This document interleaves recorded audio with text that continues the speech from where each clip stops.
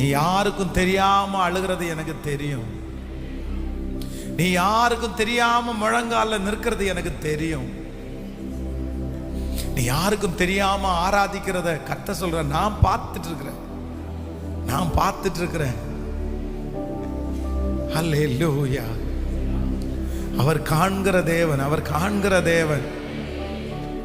நான் உன்னை மறைவா வளர்க்கிறேன்.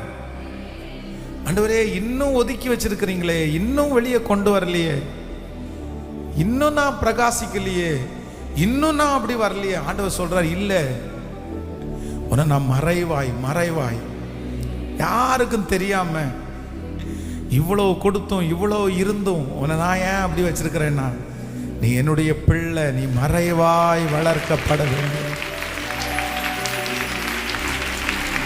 உங்களை மறைவா வளர்க்கிறேன். கடைசி